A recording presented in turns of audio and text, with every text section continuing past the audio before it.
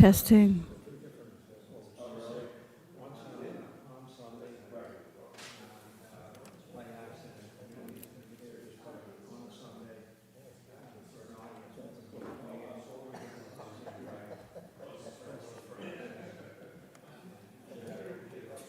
Testing.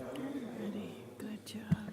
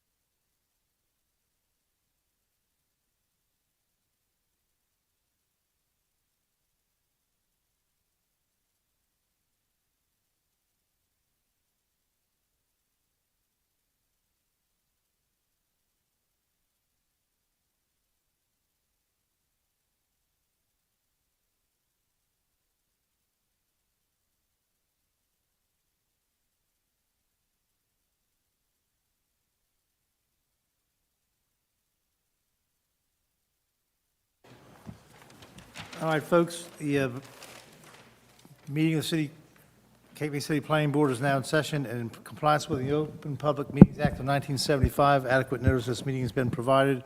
Should any member of this board have reason to believe this meeting is being held in violation of that act, they shall so state at this time. Hearing none, we'll start with the Pledge of Allegiance. Pledge allegiance to the flag.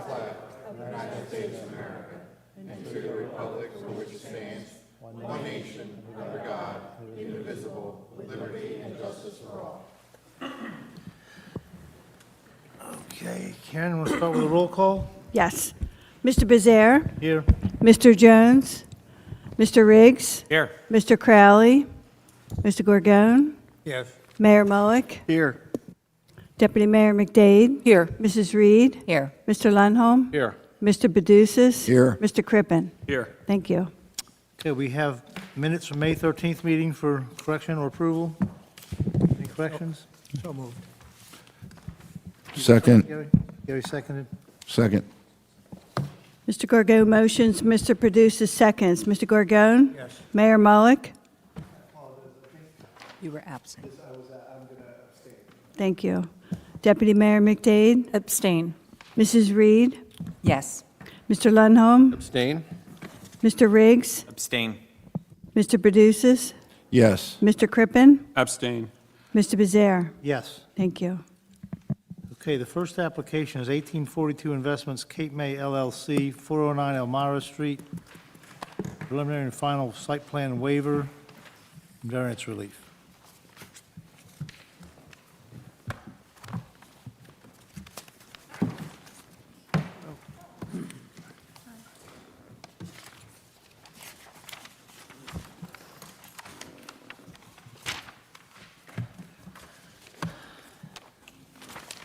Put your microphones on, Tim.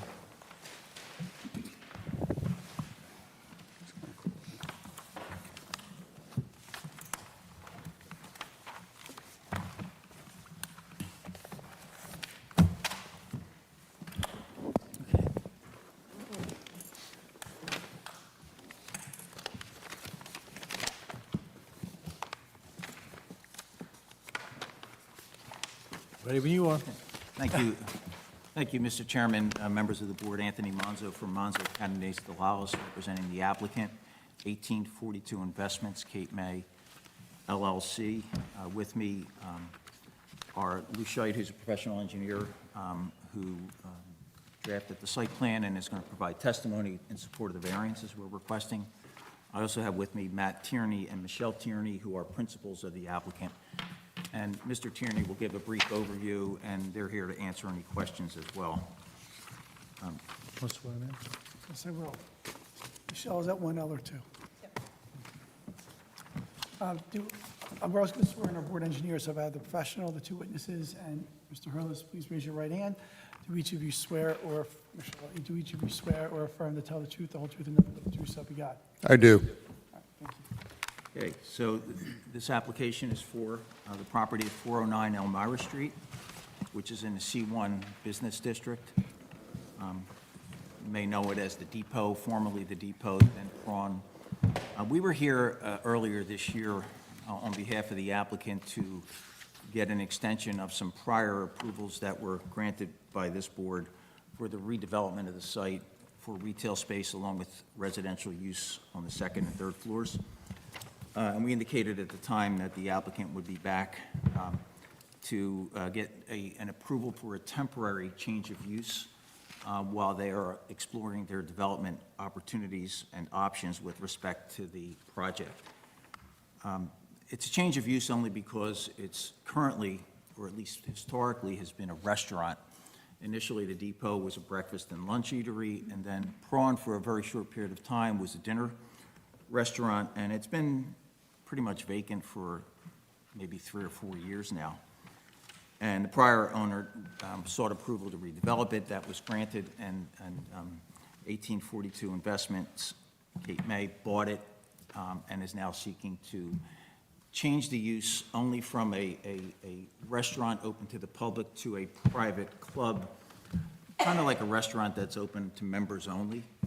So it's a less intense use, but because private clubs are a separate and distinct use in your zoning ordinance, we are here seeking approval for the change of use and also for a site plan with certain waivers that were submitted with the application.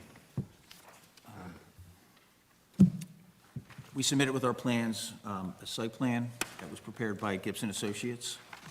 We also have architectural plans, which is labeled alteration plan that was prepared by the architect for the project who is not here.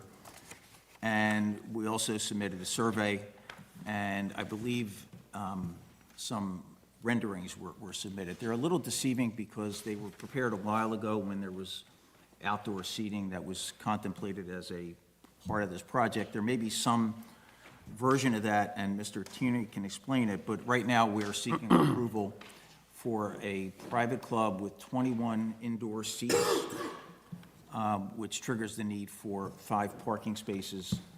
And as you can see on the plan, there are 4 on-site, including 2 stacked parking spaces, but there are also 2 parking spaces in the city's parking lot immediately next to this subject property that the property owners have a perpetual right to use as part of an agreement that was reached with the city a few years ago when the widening of Elmira Street took place, and part of this property was dedicated for public right-of-way, which resulted in a loss of 2 parking spaces, and in consideration for that, the city granted a perpetual right to the first 2 parking spaces in the adjacent parking lot. So there are 6 spaces, but because only 4 are on-site and 5 on-site are required, that triggers the need for a parking variance along with stacked parking and also parking buffers. So with that background, I'd just like to have Mr. Tierney explain the project, and then we'll go to Mr. Scheit to give support for the variances.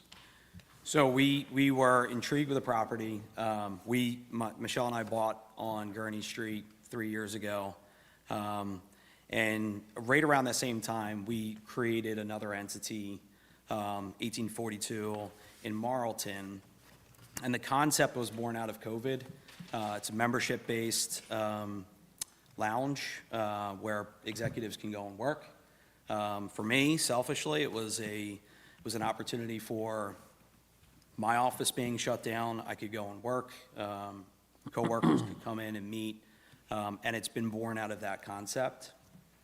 We think it's a unique opportunity for Cape May. There are other executives in the market that need a space on a Friday to be able to work, on a Thursday to be able to work, in a dedicated, private location. And, you know, it's one of the things that we thought the location was perfect. We know that there was a pre-existing approval for commercial space on the first floor. That intrigued us, but we want to test the concept in Cape May first before we go through the full development plans. You know, we'd like to test the concept, make sure that we will be successful in market. We have an existing base that have shore properties between Cape May and Stone Harbor. They'll be able to use the space, hopefully, once we have approval here and we finish the project. I'm not sure if there's anything, Michelle, that you want to highlight. The property that we're, making renovations to it. You just speak into the microphone. Oh, sorry.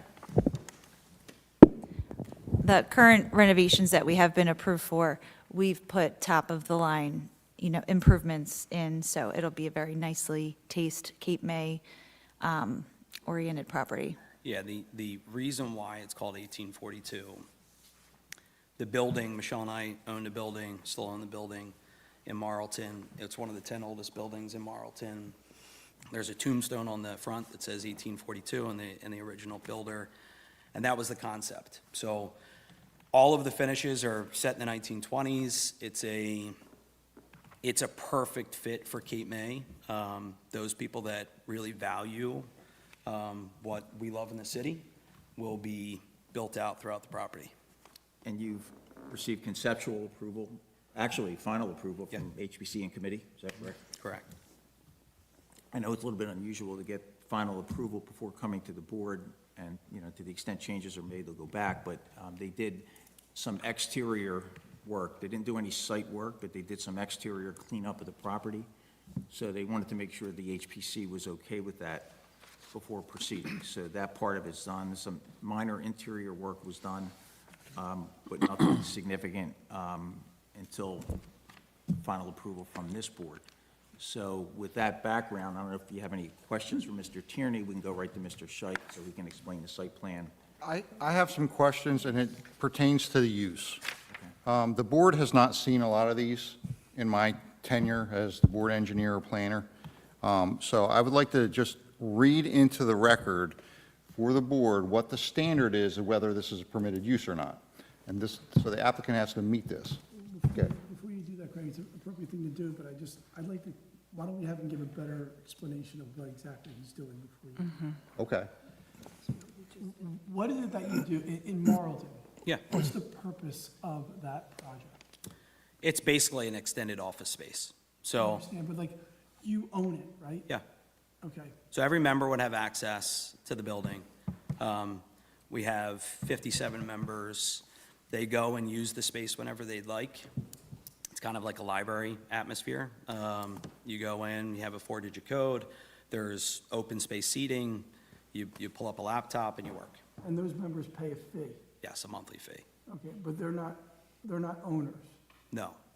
Okay, so if the fee, if those 57 people pay $5,000 to be members, and there's $280,000 generated from those fees, where does that money go? It flows to the corporation. Right? Okay. It's not a private nonprofit No, it's a organization. for-profit It's a organization. for-profit membership. All right, membership. now read this. So that's why I was asking this question. So the site is located in the C1 primary business district. Clubs, lodges, and fraternal organizations are a permitted use subject to section 52565. So that section 52565 says, in districts where permitted by this chapter, these and similar uses are restricted to those not conducted primarily for gain, although a dining room may be operated for the benefit of members and alcoholic beverages may be served where the premises are properly licensed, provided that no sign advertising the sale of food or beverages will be permitted. Buildings or structures hereafter converted or erected for such use are subject to all applicable regulations for the district in which the facility is to be located. The area and bulk regulations of the most restrictive elements of the prevailing zoning district shall apply. So my worry to this, in just the description that I've heard, is the term, those not conducted primarily for gain. So it seems like this club is a for-profit club, and I'm not sure whether it meets the standard of this section. Well, I can't think of any club that's not operated for gain. Whether it's gain for a nonprofit or gain for a for-profit, all businesses are operated with the anticipation of gain, whether it stays within the organization or flows out to owners of the company in a nonprofit or a for-profit situation. So I'm not quite sure what that means, Craig. I think it means like the Elks Club or the VFW, those kind of things that aren't profit-based, but are kind of just have a budget. But this is more akin to a combination of private office space or private restaurant space where members can come and eat or work. And there is a kitchen facility here where there can be food. I'm not Is sure there a bar? appropriate use or bad No use in bar. the zone. I'm just, Right, I read what he read, and we're not trying to sabotage it. Like, before I came here, I read the packet trying to discern exactly what you were doing here. Yeah. Even, I think I called Bill and said, Bill, what are they doing? Do you know these people? Like, what are they doing here? And I couldn't figure out what you were doing. If you think Now about as you the, describe it, it's like, well, that Yeah. sounds like a business. if you think about the Union League is a nonprofit, non-equity holder club. It's basically the same. But the money doesn't flow out of the club to another person. Sure. Well, that's why I want to ask you, like, you make the money, so if the fees are $275,000 and the cost to operate the building is $50,000, you make $200,000, which is perfectly fine and fair in the American way, and Cape May loves that. It just, that sounds like it's for gain. That's where, like, we're stumbling, so, I don't know, I mean, I'm not trying to say it's a bad thing, it looks really cool, I'm just trying to react to this thing. When I thought it was like the Elks Club. Yeah, we're a board of permitted uses, so we have to make sure this is a permitted use, or we really don't have jurisdiction. That's my focus for answering that. Like, do they meet the standard of being a permitted use as described by the ordinance? Is office space a permitted use in the zone? Yes. Office space is, yes. See, So can I'm sorry. I'm No, sorry. I'd like to ask a few more questions just about the nuances of this. Maybe it'll clarify. So you're talking about being a private club. Is there a limitation on membership? Yeah, we would, restrict the total number of members. Okay, do you have a number, a ballpark in mind? We're going to cap at 40 for Cape May. Okay, all right, and you talk, are guests permitted for day passes? Yes. a single Okay, guest. and what is the limitation on that? There's, I think it's one guest per 7 days. Yes. So every member could have one guest? Mm-hmm. And during this busy season, you could have 20 members in there with 20 guests? Yeah, we have, so through the electronic door system, there's a meter control. So with our Marlton property, we also have a certain occupancy threshold. So the meter will actually peg to the occupancy to say whether we are at capacity or not. So Okay. it'd be the same concept All for right, the event. do you have a charter that sort of describes this to your members? Yeah, Okay, all right. So the indoor-outdoor, 21 seats indoor, what's the outdoor capacity? I saw you already had a fence in the back when I site visited the property Yeah. today, and it looks like a patio is being constructed. Is that your intention? patio's always been there. Okay, no, but is it your intention to use the patio? Our intention is to be able to use the seating inside to be able to go outside too. Okay, all right. And Mr. Monzo, you mentioned there is 4 parking spots on site, 2 stacked in addition to the 4, or is that a 4 with stacked Part of the Four are stacked. Okay. And two to the side. to the side? On the city's property. On the city's property? Okay, all right, okay. If I could just capitalize on that, I asked if there was going to be a bar. Will there be any liquor at all in there? No. So what would be the point of a member bringing another member if they were going there to work? It sounds corny, but our tagline is meet with a coworker, hang with a client. It's just if you're familiar with inner cities, WeWork was the first concept to do it in all major cities. It was a way for entrepreneurs to be able to meet, ideate, build relationships. It's a play on that concept. You know, you'll have executives in Cape May that are down here for the summer that will have an opportunity to either meet each other or bring someone that they work with into this space. You mentioned the kitchen. Is that something that you're going to have staff, someone staffing that? So the way that the concept works in Marlton, we have a coffee bar, we have soda, water, snacks. So at your leisure, just if you were going to an airport lounge, you can go and access all of that. Okay. We have contractors that come in, restock, clean, all of those pieces to keep it operational. But our concept is not to have full-time employees all the time. So you're not going to have a catered event there or anything? No. Okay, all right. Is this similar to a Regis office, a virtual office concept, where they'll rent the fax machines or the copiers and? Printers, so we have a dedicated server. Part of the challenge with COVID, if we're all in our own houses, we have 3 kids, we're battling bandwidth, so we invest in a dedicated line into the building. That line has dedicated switches on the ceiling so that if this entire group was in here on video calls, it wouldn't lag. So, But there won't be a receptionist or anybody like No. that taking phone calls? no, so, yeah, there's through our website, you have the ability to see what the crowd metering would be. Our Marlton location has 2 dedicated conference rooms. This won't have a dedicated conference room space, but you'll be able to go and see who's there, what the overall congestion would be, and basically just set up a laptop and work. I kind of look at this as almost like a Starbucks-type atmosphere, where people can come in, hang out, bring their work. People sit there all day sometimes. You know, the definition that Craig read from that I'm looking at talks about uses that are restricted to those not conducted primarily for gain. And I'm not sure what primarily for gain means. I mean, I'm not sure that's been analyzed or interpreted by any board prior to this application. But I think this is more like and we even, questioned the zoning officer and even Mr. Hurlis, I believe, when we were preparing this application as to whether this was even a change of use. I mean, you can open a restaurant and not make it available to the general public. Is that a private club, or is that just a restaurant not open to the general public and only open to people that subscribe to the restaurant as a member? So The it's, testimony though, so far though, is that it's not being used as a restaurant.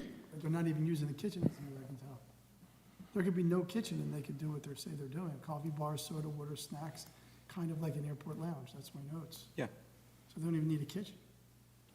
it's, well, and same thing with an How about office. offices? I mean, I just saw you flicking through there, did you flick through the other uses and see? Well, offices, professional offices are permitted uses as well in the zone. Business, administrative, and professional offices are permitted.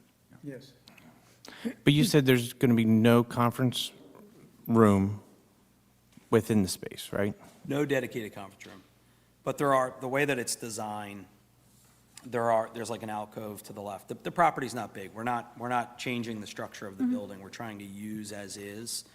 So the way that it was designed, as you walk in the front of the building, there's a little nook that you can spend time without, interfering with everything else. There's little pockets throughout the building. Although you don't have a dedicated conference room, it would almost be like, I work for a firm called Grant Thornton.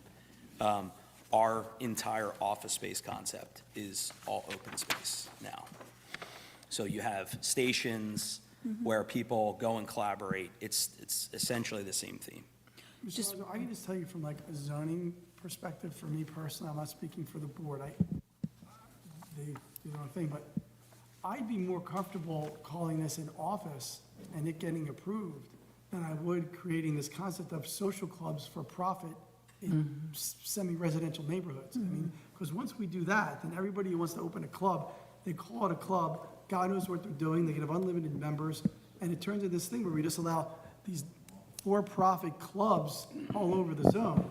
Whereas if people want to have a shared office space concept and serve soda and water in there, that's like what I have across the street. So, I mean, it's not that, I mean, from a zoning perspective, in terms of like subjecting yourself to the precedent concept, I'd much rather approve a shared office space under offices than create a social club that is for gain. I mean, that's just my own personal, Craig is our planner and he can speak to his. Yeah, that's view. my concern, is just that for gain statement in the requirement. And I don't think I don't know that they're necessarily meeting that threshold.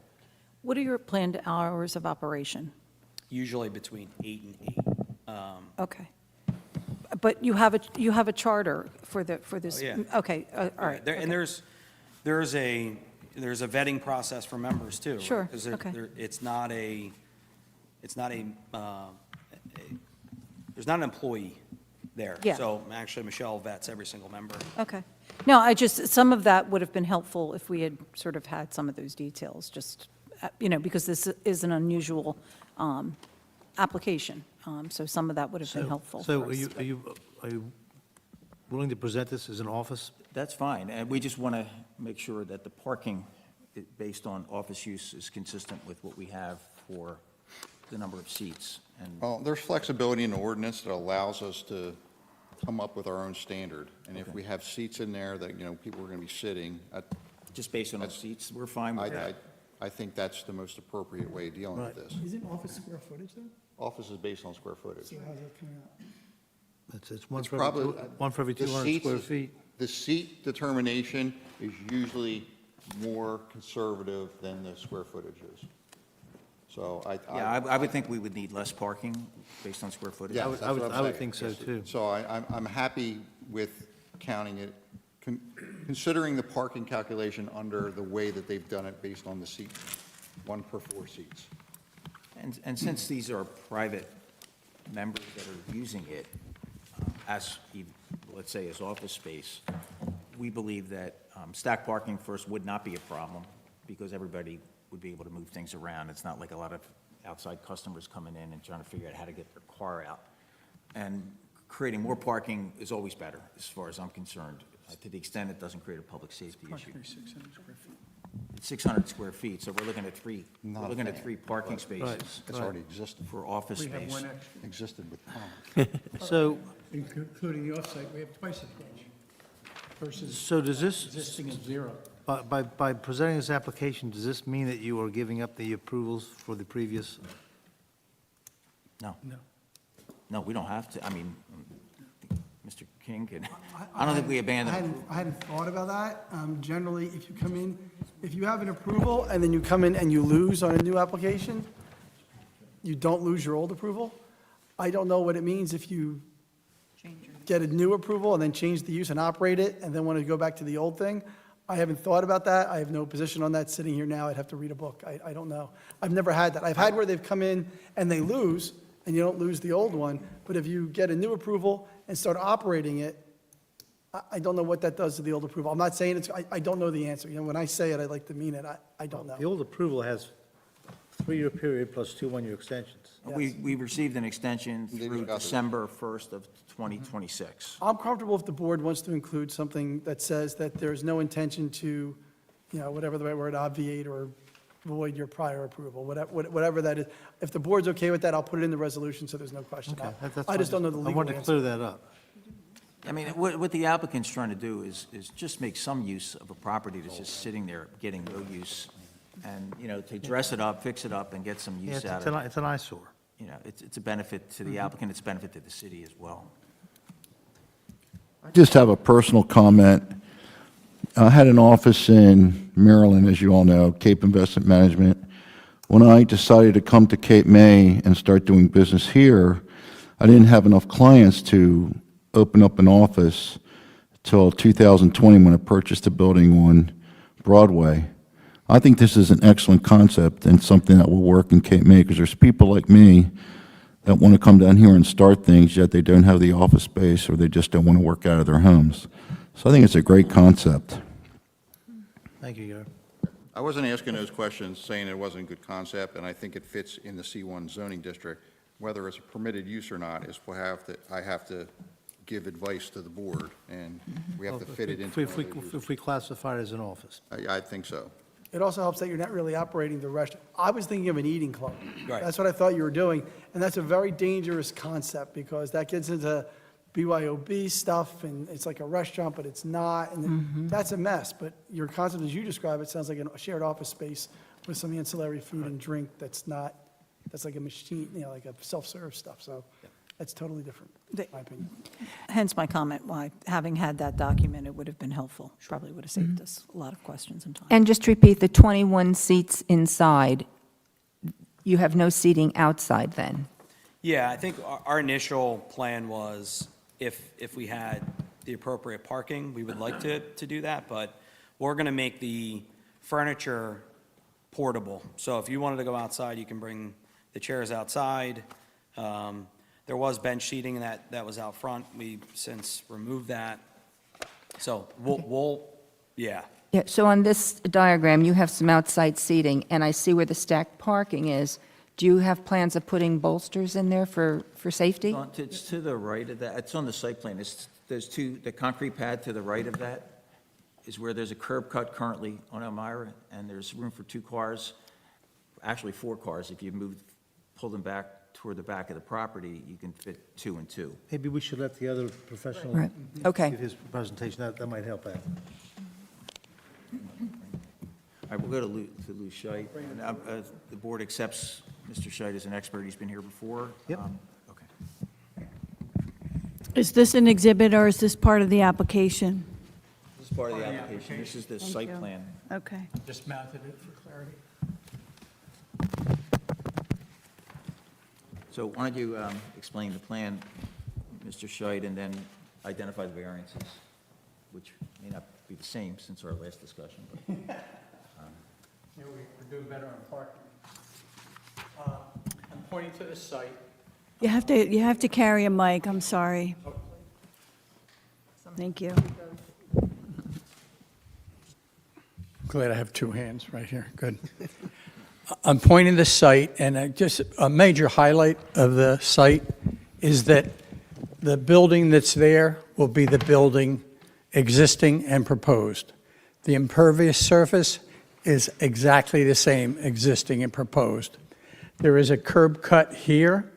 The area where there's parking is concrete. If you visit your fine community from I live along the shore all my life.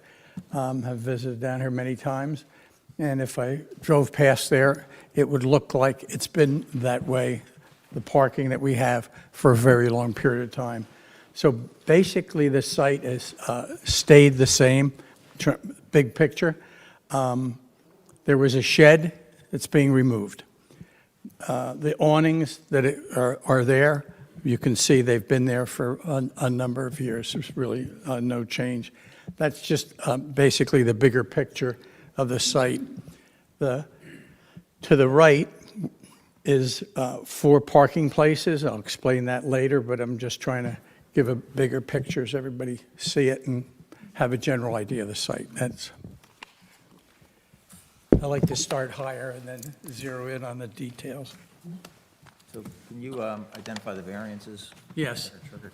The rear yard setback we're asking is 14.8 proposed against 15 feet, but that actually is an improvement. It was 13.6 prior to the application, and with the shed being removed, it actually is a better situation.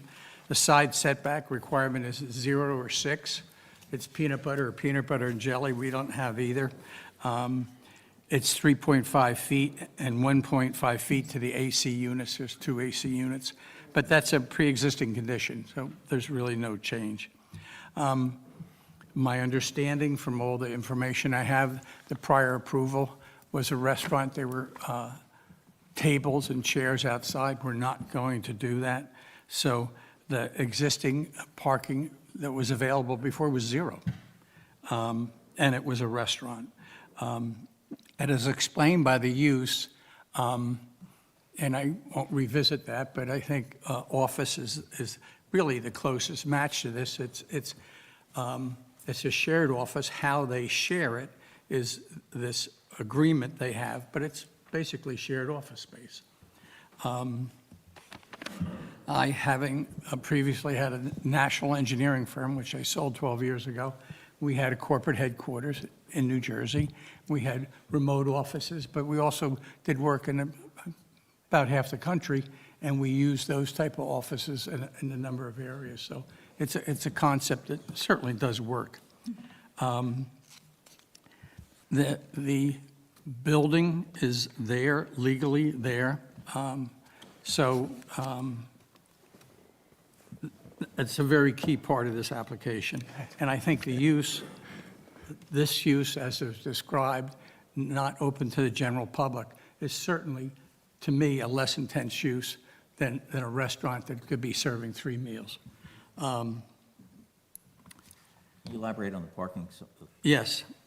Right now, or previously, there were tables outside. There was no on-site parking. What we propose, and I'll go back to the point of the board. Take the microphone with you. Sooner, by the end of the night, I'll remember. Hope we don't hear that long. Yes, I am too. It was a busy night for me tonight. I was supposed to be at 3 places, but I chose Cape May. We have, even though by definition we can't include it, we do have 2 parking spaces off-site, which just that would be an improvement over no parking places. We're using stacked parking.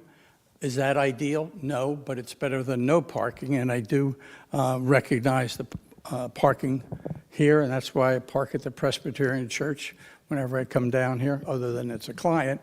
It's a place where I can always find parking. But there is a curb cut there. It is a concrete area. This, as described, is not going to be someone coming in to have a restaurant, have a couple eggs and leave. If someone's coming here to do that shared office space, odds are they're not doing it for 15 minutes or a half hour. They're doing it for some time frame because they want to get some work done. So there's 2 sets of stacked parking, and we do need a variance for that. But of all the cases where you would do that, it would be analogous to when I go to the Presbyterian Church and I'm going to be in town shopping, eating, and being there for a while. I'm not pulling in and pulling out. So that's a big picture on the parking. What about the setback on the parking? Yes, we need a variance on that because the parking is around the existing site. There's not room for a parking aisle. There's not room, as I made the analogy with when I was here for the Presbyterian Church, that your church was built before cars were invented. So sometimes it's hard to take a site and bring them into modern standards when they just weren't set up that way. You only can do what you can do, really. So assuming we calculate parking based on seats, and we're fine with that, we have number of parking spaces, we have stacked parking, Correct. we have a continuous curb cut, which is pre-existing. It's Pre-existing, still there. yes. We have a side yard setback, Correct. we have a rear yard setback. Correct. Which are all Everything's pre-existing. We're not creating any of it. And that awning is not a new awning, it was always there. The reason it's creating the variance is the shed was in front of it, it was removed, and now we're looking at the awning for the setback as opposed to where the shed was. So So, I think we can probably take them all at Yes. once. So if you want to just go through the hardship criteria. Can you talk a little more about traffic safety with the back out on Elmira Street? Because this becomes one of those balancing tests. Is it better to have on-site parking and better comply with the parking requirement, or create a potentially dangerous situation with the traffic on Elmira Street, and with the backing movements with there? So that's, Before we I think- go, Just before we remind- go to Lou, if I can just address that comment, if you don't mind. Yep.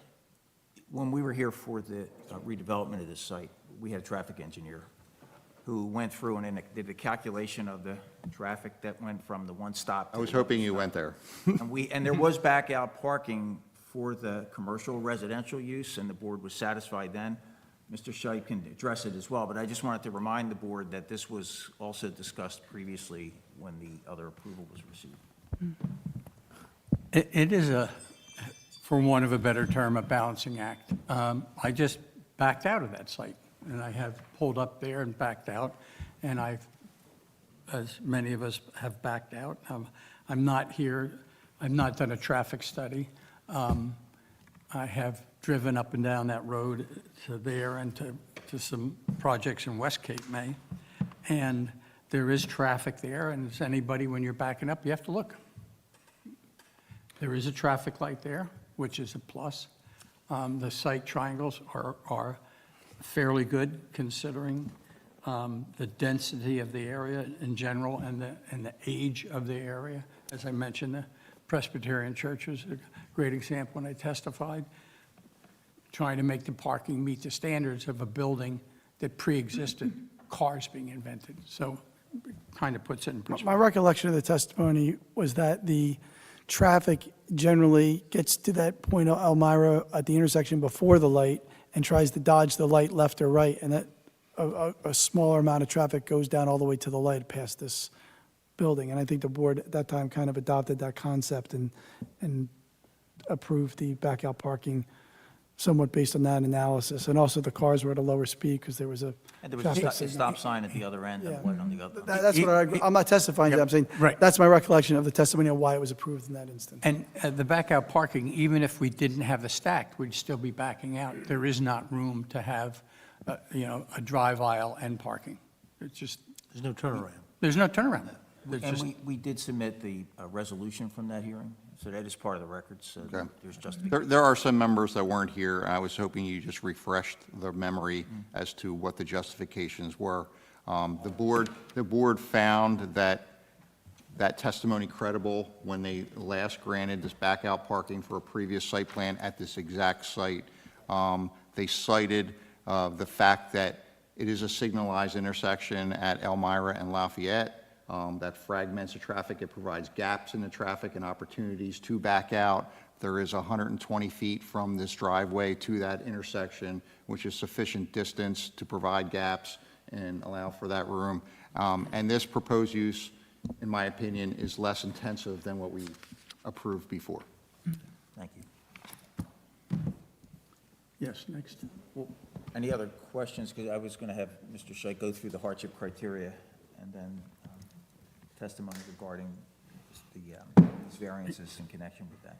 And I'm sure you've heard these words before, but I repeat them for the record. Where by reason of exceptional narrowness, shallowness, or shape of a specific piece of property, by reason of exceptional topographical condition or physical features uniquely affecting a specific piece of property, or by reason of an extraordinary and exceptional situation uniquely affecting a specific piece of property, or the structures lawfully existing therein, the strict application of any regulation pursuant to Article 8 of this Act would result in peculiar and exceptional practical difficulties or exceptional undue hardship to the developer of such property. And I think I've said this in more layman terms before, is this is a pre-existing property. We're making no changes. It was lawfully constructed, and you can do what you can do engineering-wise, just as remodeling a house. You can't make it a brand-new one. You have to work with the bones of this property. So what about the negative criteria? You want to touch on that? Any substantial detriment to the public good or impairment of the zone plan? Compared to the use that was there, I believe it's certainly less intense compared to the, I've seen the condition of the building from when it was, before you did any work on it to now, and always like to look at a property right before I testify and look at it when I first see the property, because you, once you do the engineering, all of a sudden, you look at it with a different context, and it's significantly changed. I thought it was very attractive, just personally, and certainly an upgrade. And compared to a breakfast, lunch, and dinner restaurant that would have to probably have 3 meals a day in order to justify that small square footage, this has to be a less intense use. So in your opinion, all the variances that are stated can be granted under the C2 hardship criteria, C1 hardship criteria? Yes, absolutely. Do you believe they can also be granted under the balancing? Yes, I do. Do you identify 1 or 2 purposes of zoning that are advanced by this? Mr. Monzo, could you bring that mic closer? I can't hear you. Okay, sorry. Thank Can you identify one or 2 or more purposes of zoning that are advanced? Yes, one of the basics to provide adequate light, air, and open space, to encourage municipal action to guide appropriate use of a property that affects the general public health, safety, morals, and general welfare. I think having this type of use in the town where people, executives are on vacation, it meets a need. It meets a need. And it takes a piece of property and makes it adapted to really a variety of needs that exist, and encourage coordination of the various public and private procedures, shaping land development with a view of lessening costs of such development, more efficient use of land. The efficient use of land is we're using what's there. We're not adding 1 drop of runoff that doesn't exist. We're not adding a square footage. We're not increasing density at all. I believe we're making less density. And I think it's a creative use of the property. And those benefits outweigh the negative impacts? I don't see the negative impacts here. So the positive certainly outweighs the negative when I don't really see any negative effects from this property. I have no additional questions. Any members of the board have questions of Mr. Scheid? Craig, want to go over your, I'm sorry, go ahead, Bob. Wait a I have second. one question. The facility that you have in Malton, is that registered as a private club, or is that like shared space? It's shared space. Okay, thank you. Craig, want to go over your comments? Yes, I would. So I'd like to summarize my May 1st, 2025 review memorandum for this application.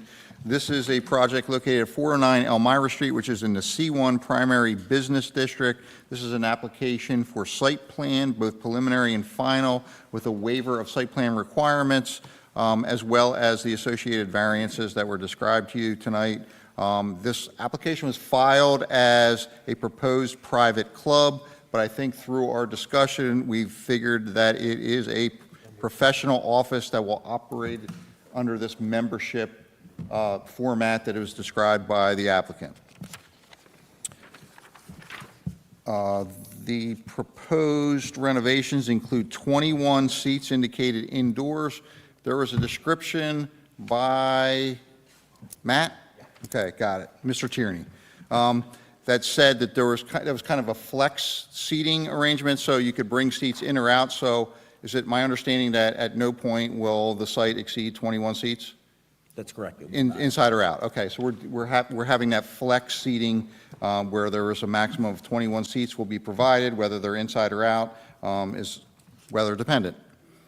Okay.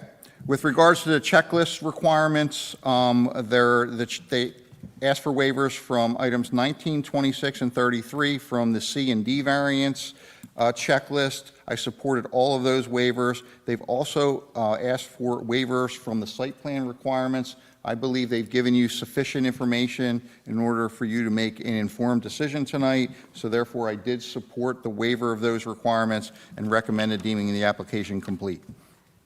On the top of page 3 of 6 was the discussion with regards to the clubs and requirements for that. That is no longer valid. That is not a use that we're proposing to approve tonight. We are dealing with a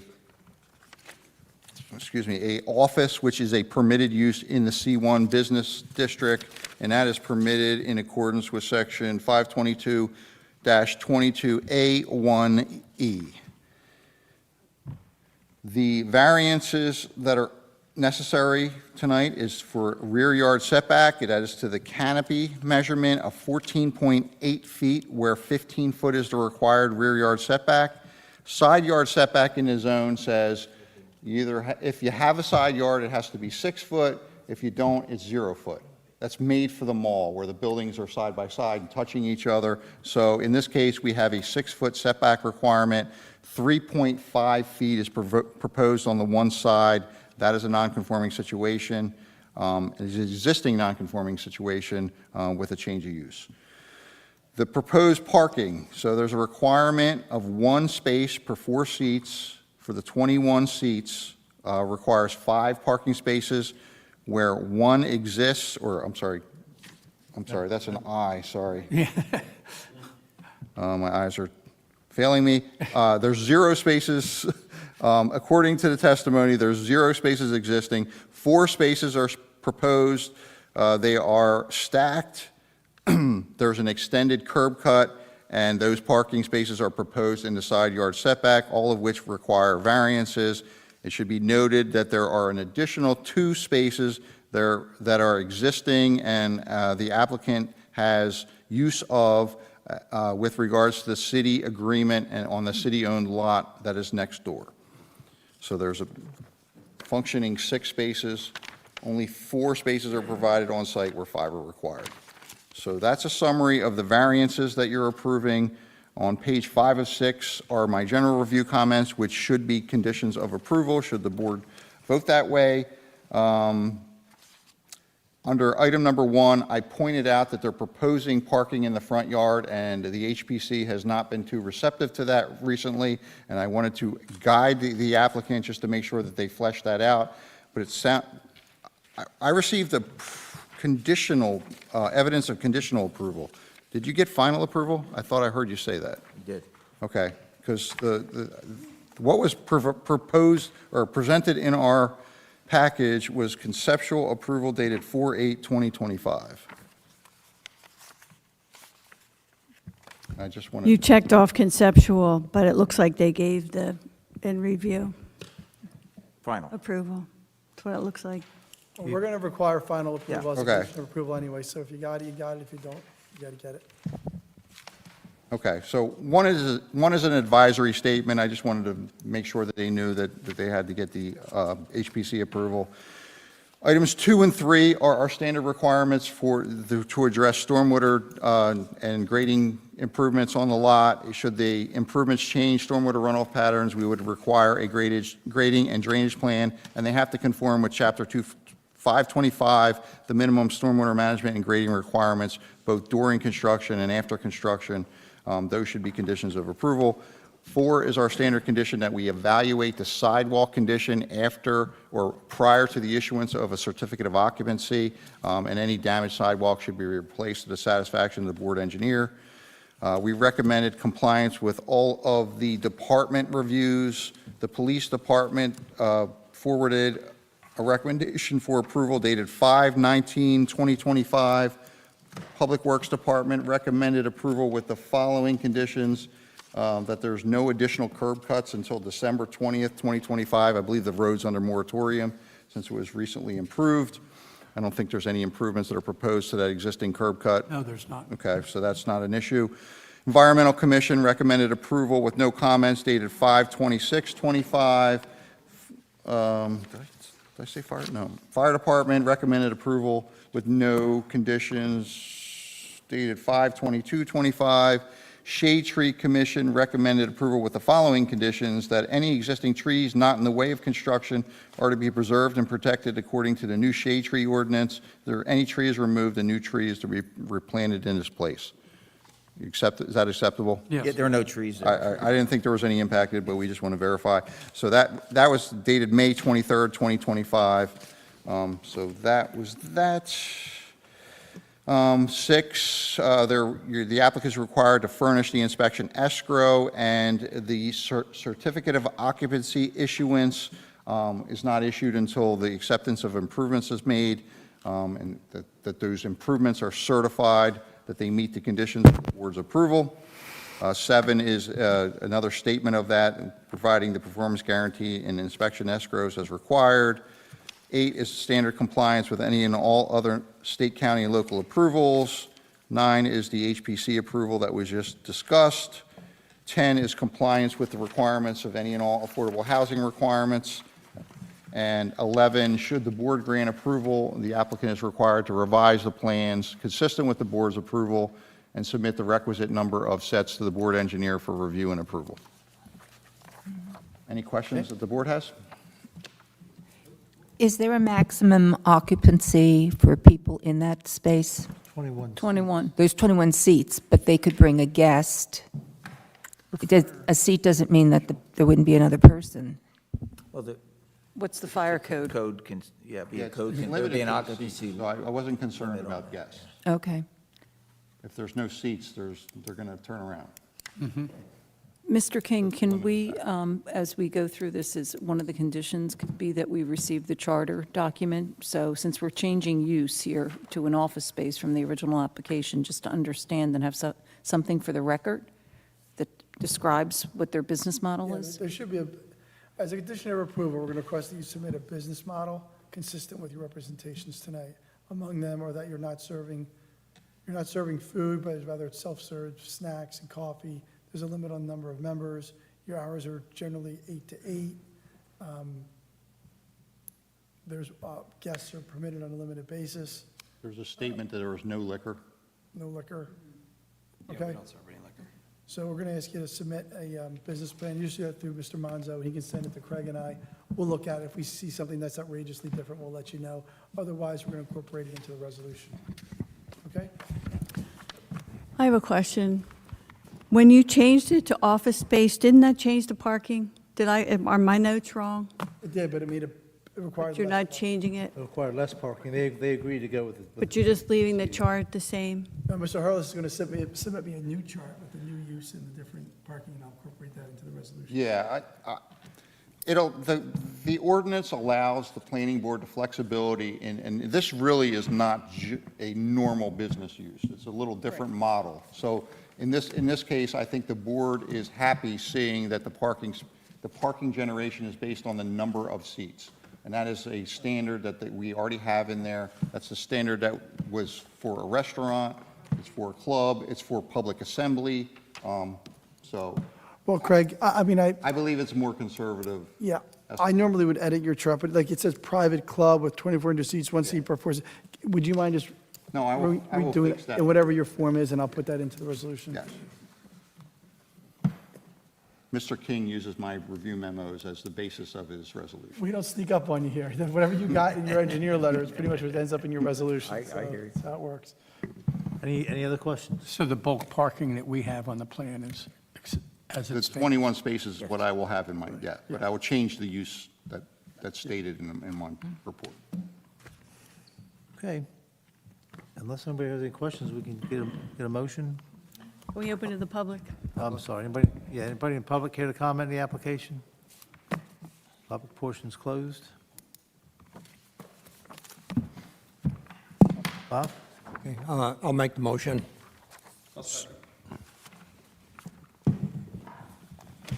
With the conditions as outlined by Craig and Rich. Yeah, yes. All right, so the motion I recommend being made, but how you vote is up to you. It's a motion granting the variances outlined by the board engineer, 1 through 5, amended as per the discussion regarding the parking, and the motion is pursuant to a use as office space, not social club, subject to the conditions outlined in the engineer's report, as well as the condition for final HPC approval, and if not already obtained, and that the applicant will submit a business plan consistent with the representations to the board to the satisfaction of the board attorney and engineer, and this will be a condition of approval. Okay, so that's the motion I recommend being made. How you vote is up to you. There's also, I forgot to mention, site plan and preliminary and final site plan with a waiver of certain requirements as outlined in the board and engineer's. Yeah, it's the submission requirements. That's the Okay, we have that motion and seconded. Okay, Mr. Gorgone motion, Mr. Crippen seconded. Mr. Gorgone? Yes, I'd like to make a comment, though. I actually ran a similar concept, but at a much larger, much larger scale. It was about 25,000 square feet. And I rented out desks, and these were for startup businesses. It was a bit called a business incubator, but it was a very similar concept. Had shared services, including a secretary that they could use and what have you. And their rent covered all the other expenses. I was 100% leased out very quickly, but there was never 100% of the people there at any one time. And that was even people bringing in guests. I had a conference room if they needed a conference, and that worked out very well. And today that I see, my daughter is in this category. She works for a virtual business. She's an engineer, works for a virtual business. They're nationwide, and they don't have a single office space. When she doesn't feel like working at home, she's able to rent a desk. She does it on a per diem basis. And I think you're going to find that you'll get a lot of use out of it. It'll succeed. So, yeah, I'm a yes. Mayor Mullick? Yes, and best of luck. Deputy Mayor McDade? Yes, and welcome to Cape May. Mrs. Reed? Yes. Mr. Lundholm? Yes. Mr. Riggs? Yes, and good luck on the project. Thank you. Mr. Paducis? Yes. Mr. Crippen? Yes. Mr. Bezerra? Yes, Thank you. unanimous. Okay. Thank you very much. Good job, guys.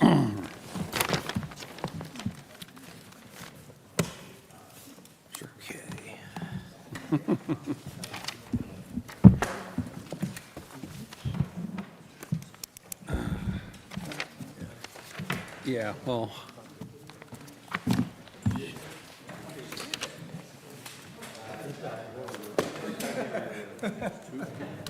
Okay, the next application, Addis Inc., 1317. Mr. Chairman, I have to recuse myself from this one.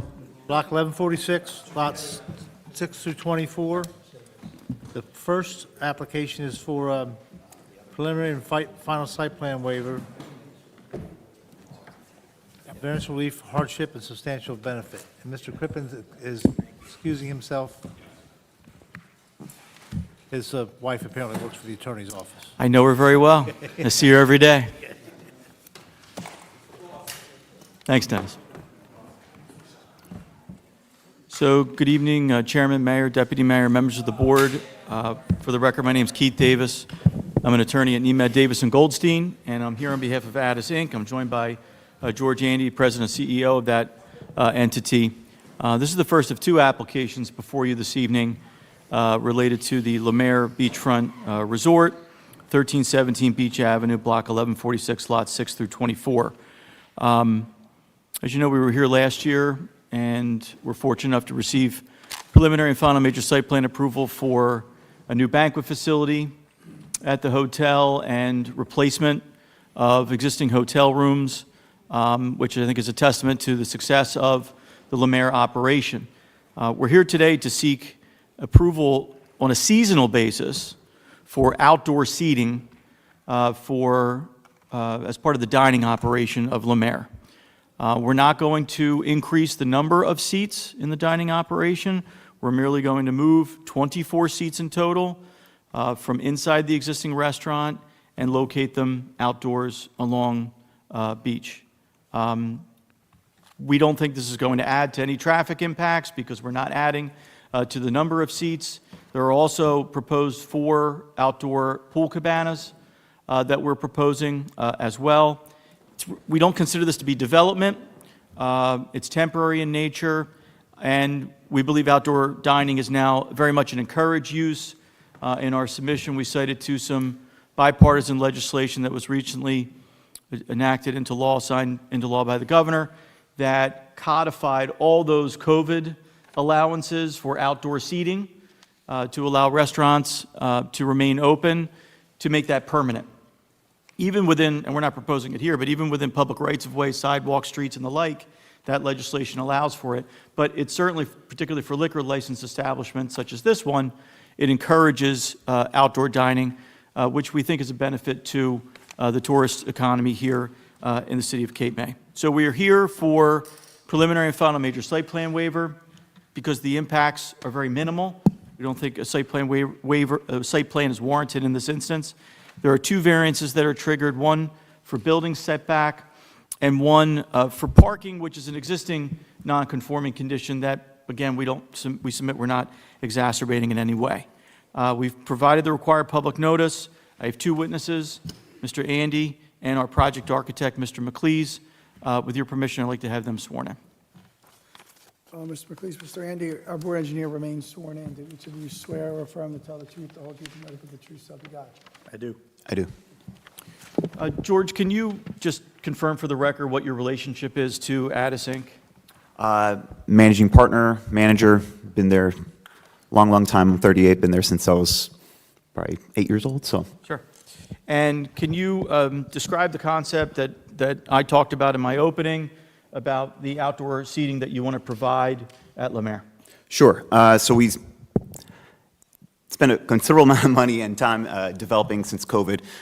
There's been a huge need and demand from guests to go with outdoor concepts. So, you know, we got approval in 2021 to do what we call the terrace right now and the pool. And one thing that came up recently was this legislation that got passed by Governor Murphy. And we just wanted to basically parlay off that and be able to really give a true outdoor alfresco dining experience, both within the terrace and outside, which our guests have been pretty much, it's been well received and much in demand to be outside. So 2 concepts here. One is the pool cabanas, right? Correct. That's for use by guests only that are going to be utilizing the pool area? Absolutely, yeah. So no intensity there. Existing guests are just providing to them another amenity that they can rent a cabana for the day. Correct. Guests only. Mm-hmm. And then with respect to the outdoor dining, 24 seats total are proposed, is that right? Correct.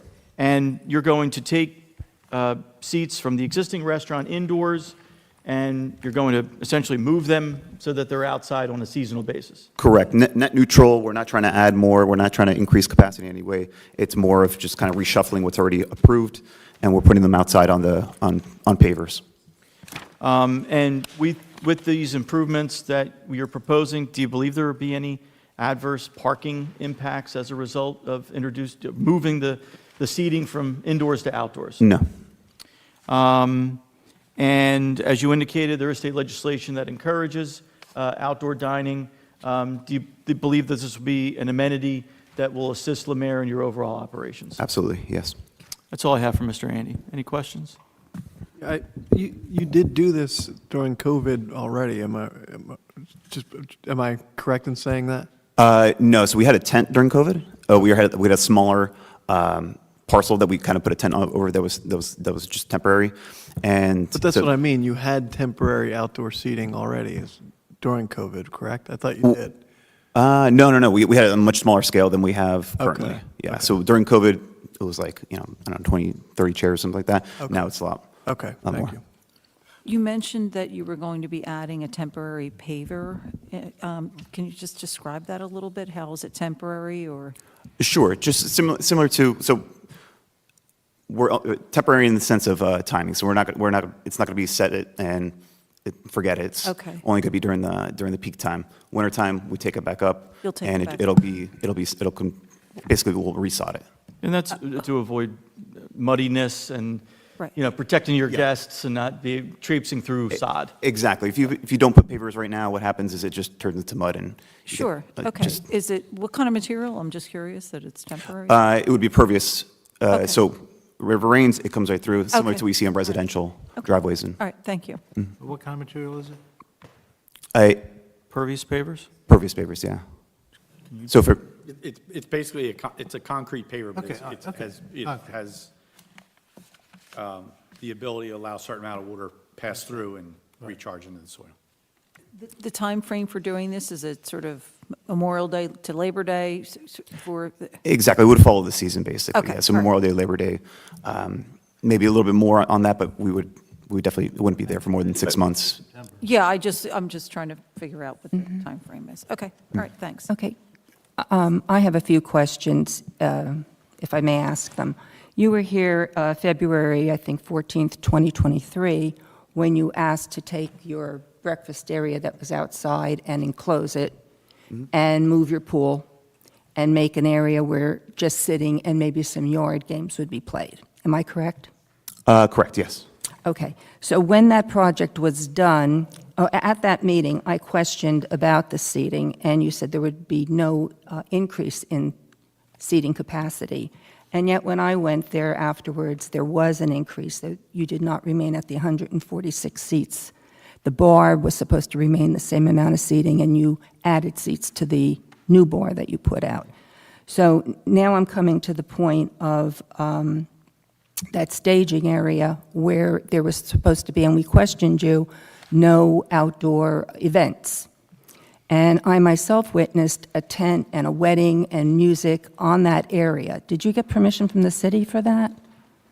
And the question is, so now, in that area, is that Hold- where hold- you're go- going to can we- do outdoor events? I'm sorry, Chairman, can we answer one of these Yeah. questions at a time, maybe? Yeah, go ahead. So, do you have any recollection, George, of the outdoor wedding event that Ms. Reed referenced? It was What in- date? I don't have a date. It was probably last October. And it was tented? It was a tent. It was a tent with windows, and the bride was in there. I personally witnessed it. Okay. Yeah. We do. I am wondering if there were others. I'm just questioning that. I want to be sure that what you're saying is going to be true. And so now you're going to take that area where you said it would be just seating for games. Now you want to make that an event area. It would be. No. It's not an event. It's not, no, yeah. So we're basically taking 700 or 600 square feet of space that's unobstructed by the new terrace area, the one, we call the terrace area the new building that just got attached to the restaurant with a blue roof. That's the terrace area. What we're trying to propose here is right in front of that terrace area, not increase seats or tables, but basically reallocate. If it's a sunny day, we want to be able to reallocate the seats from the terrace there that are already approved to that patio, that paver area. What she's asking is, I mean, she's had experience that it seems like when those kind of commitments are made, that they may not be followed. That's what. That's the assertion. And now we're kind of like, you're asking us to take your word for it, that you're going to remove seats from inside and put them outside so that you have less seating inside. And then you're going to put those same seats back in. And I guess the question is, if you haven't done the other things, and although it's true, I have no position on it, that if you haven't done those other things, how do we know you're going to do this commitment you're making now? Well, two reasons. Number Well, I think one. he should answer, right? I mean, Well, he's under oath.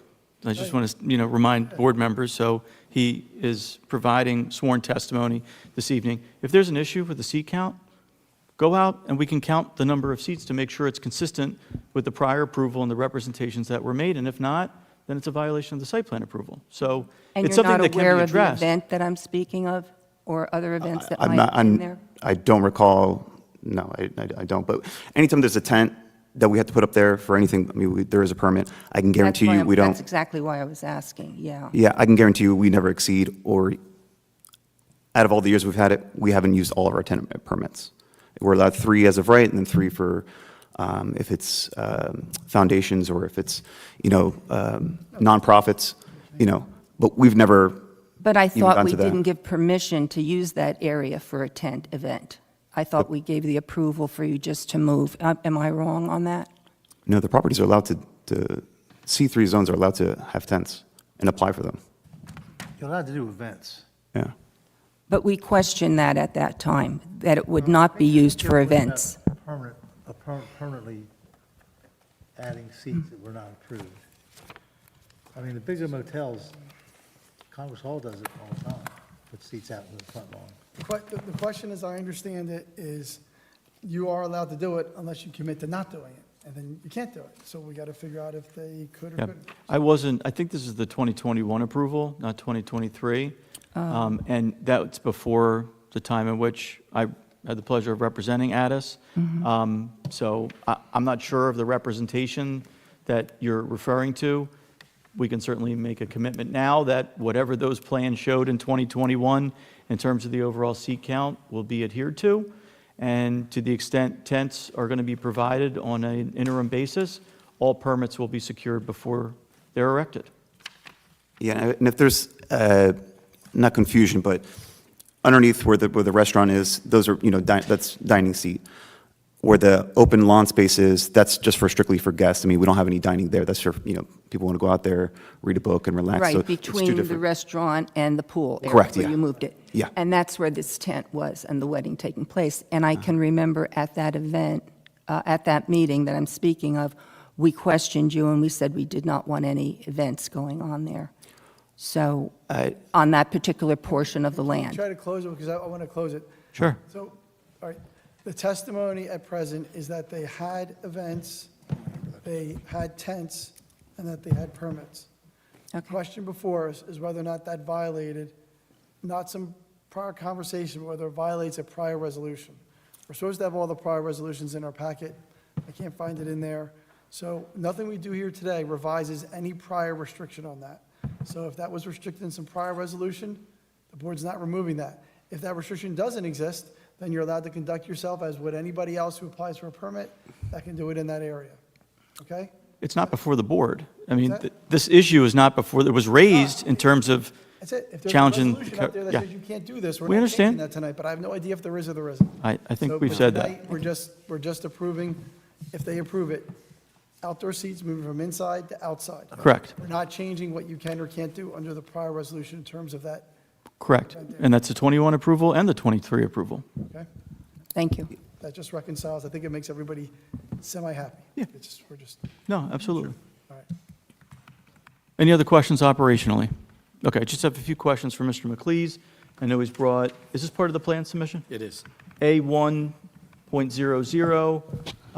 First of all, can we stipulate to Mr. McLeese's qualifications in architecture? He's testified on this application in 2023. You still licensed as an architect in New Jersey? I am. How long? Long time. We'll 28 years. We'll Yeah. accept, Mr. Very good, thank you. Thank you. Did you say 20 years? 28. Oh, okay, I was going to say. That's not credible. Challenging that. So what is this exhibit before the board show, Bill? So the sheet we're looking at here is a 1.00, which is part of the submission set. Just to kind of run through it quickly, basically gives you a site plan of the property, locating the proposed temporary paver area with seating. There is some landscaping shown around that. And then we show as well at the pool area, the 4 cabanas, which are proposed to be put in also seasonally. You'll note in that site plan, as Mr. Hurlis pointed out, the distance from this paved area to the property line is somewhat in excess of 3 feet, 3 feet and change. So to the extent that that is a variance, we would offer that is a C2, better planning alternative, and we can get into that. To the top left, you'll see an enlarged plan of that paver area with a seating arrangement. The idea is not that this would be the fixed only seating arrangement, but generally give you an idea of how it's going to be used. But the number, just given the amount of space that's being proposed out there, the number of seats that would be moved in or out is going to be around 24 seats. And I guess down the side here, you see an enlarged plan and elevation of the cabanas and their footprint at 8 foot by 9 foot. and a paver detail for that outdoor paving space. Now, is anything here that we're proposing going to be inconsistent with any of the prior approvals granted? None that I'm aware of, no. There's the pavers that we've talked about. Once installed, will that render the site to remain consistent with the lot coverage requirements? The pavers are, yes, I mean, they're partially porous, so there is, I guess, a de minimis increase in the coverage, but it's within the coverage requirements for Cape May. All right, in terms of the variances, you identified the setback, I think, is it 3.5 feet to the front yard? It is, I actually don't think we identified I think Mr. the Hurley. setback. Mr. Hurliston, I think it was 3'5". 3'5". Rings a bell? That's what I think I have in my report. 3 foot 1 3/4 1. inches. Okay. And that extends to the That's public from your right-of-way? That is from the property line to the edge of the pavers. All right. And under the legislation that we talked about, you could have these types of outdoor seating improvements within sidewalks, streets, the like.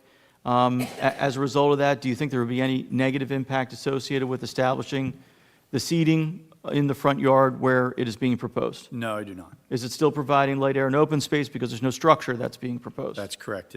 It does not obstruct any light, air, or open space. Is there any advancement to the desirable visual environment purpose by providing outdoor seating as an aesthetic enhancement to the overall site's development?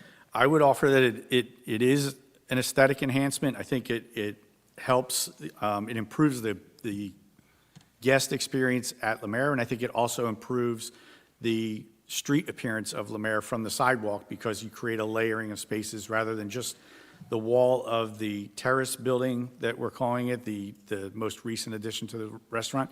You have a layering of space now with the garden fence that's there, as well as the seating space that would be outside, and then the wall of the building and the seating inside.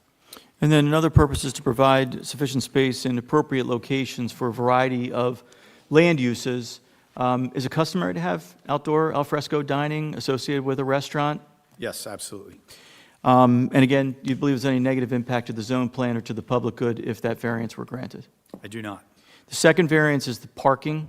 Is that an existing condition? It is an existing non-conforming condition that was approved as late as the 2003, I guess, or 2023 approval that we obtained for the Phase 2 expansion. That's correct. Based upon testimony of Mr. Andy and your understanding, there's not going to be a net increase in seating, and as a result, do you believe there will be any negative impact for that variance continuing to be granted for this use? That, I see no negative impact. There were some comments raised by Mr. Hurlis about submitting a lighting plan. Can we do that as a condition of approval? Is there any lighting proposed? We're not proposing any modifications to the lighting that's there, so we will do, I guess, our homework to get a lighting plan assembled for the existing lighting that's in place. It's a public place. I anticipate it's going to be used after dark. So we need to verify that there's safe lighting for the patrons. Okay. Understood. How about stormwater impacts resulting from the purpose So pavers? the pavers do not impact or conflict with the existing area drains that are there, the inlets. And per your comments in the report, we're fine with grading that out, obviously meeting ADA requirements. You showed me the locations of the existing inlets. They're in very close proximity. They're actually shown on that plan, so they can ease, that patio surface can easily be drained to Right. those. And that was my only comment, to make sure it's pitched to those Yep. inlets. That's not a problem.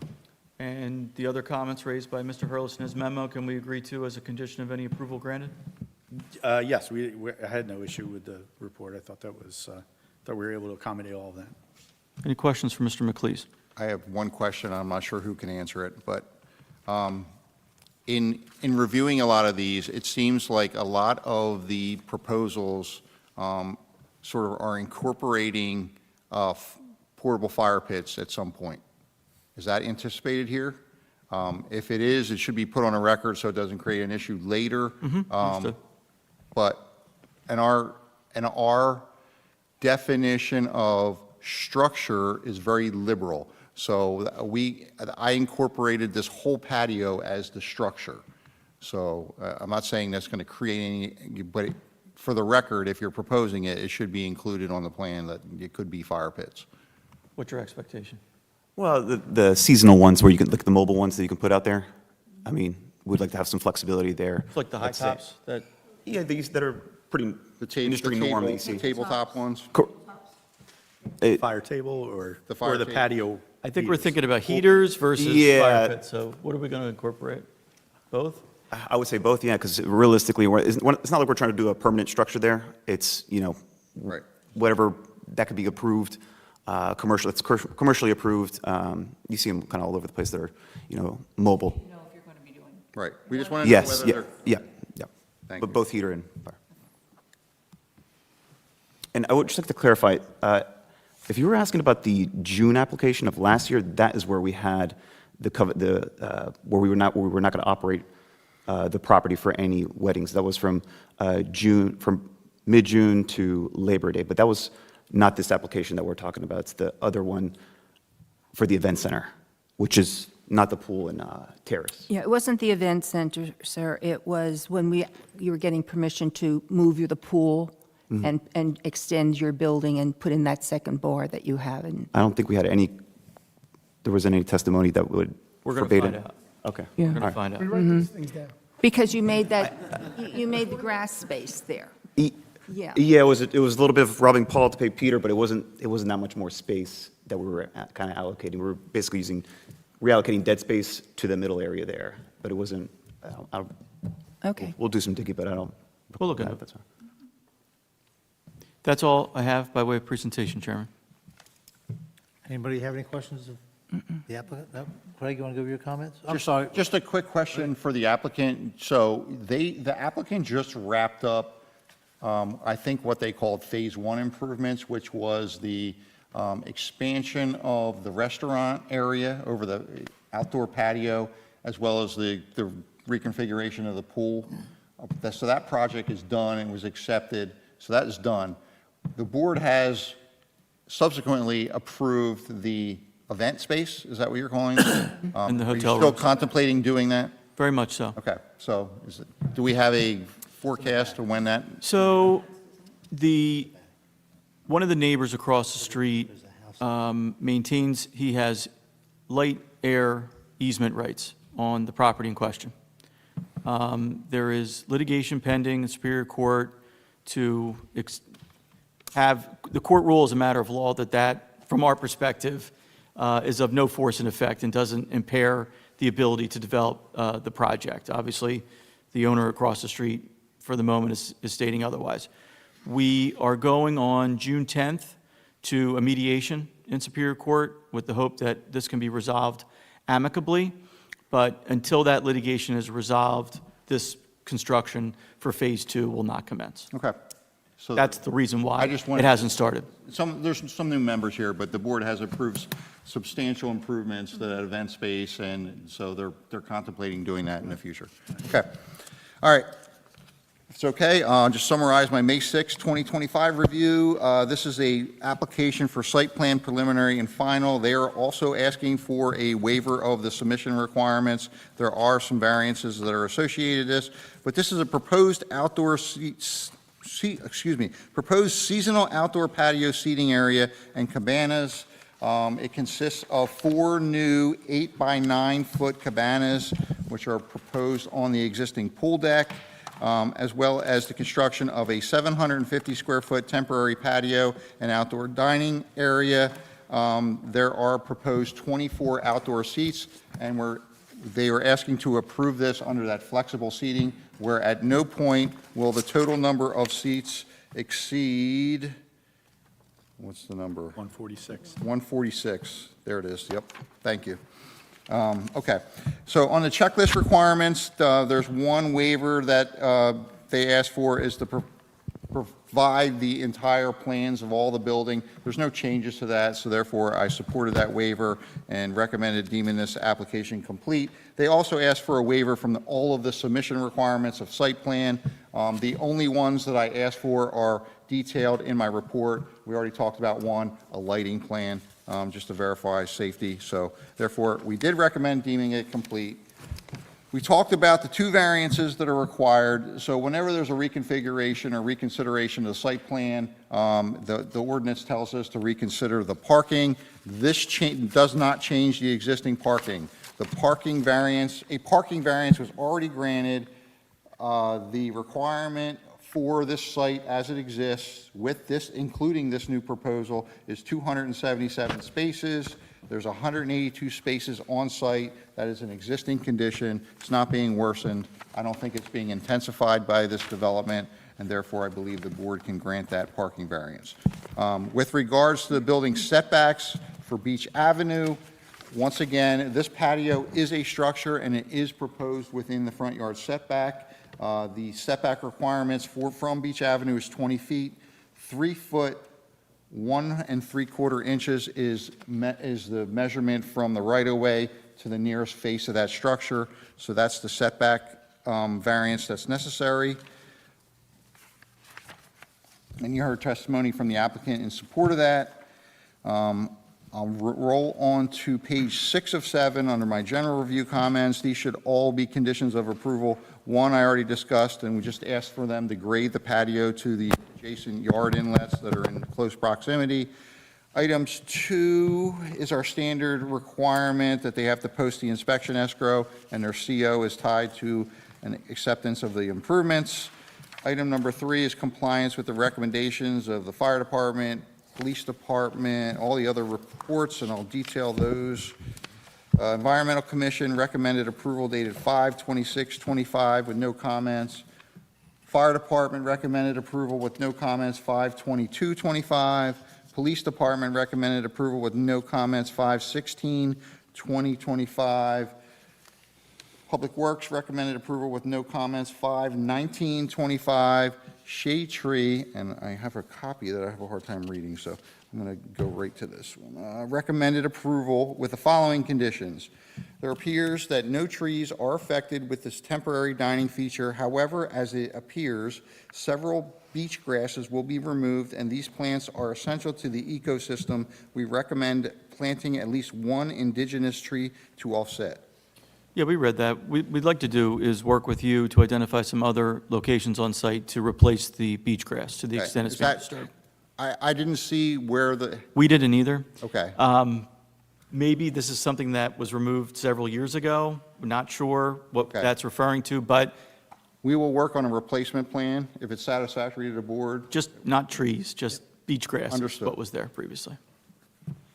Thank you. Okay, so that, and then Environmental Commission recommended approval dated 5/26/25, no comments. Fire Department, I think I already said that, but recommended approval 5/22/25. All right.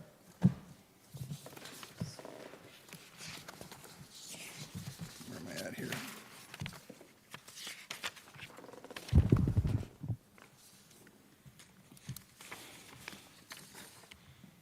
Just not, you're required to comply with all other necessary state, county, and local approvals. This does not trigger CAFR approval, correct?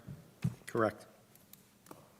You are located in a historic district. Have you gotten HPC approval for this? We did not because it's temporary in nature and there's nothing in terms of vertical development that is taking place. It's furniture essentially.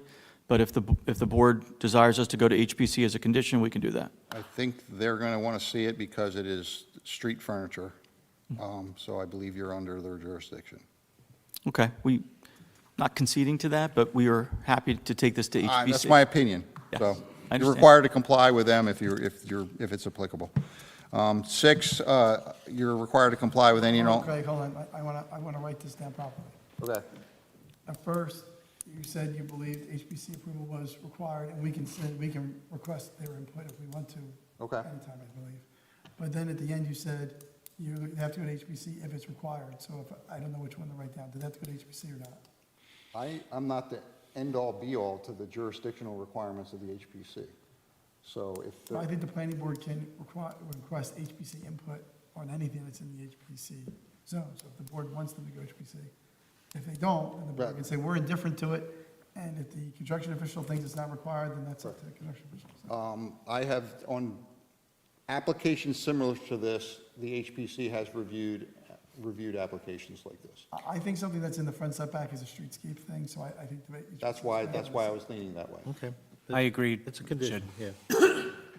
And the condition is to seek their input for recommendation or approval?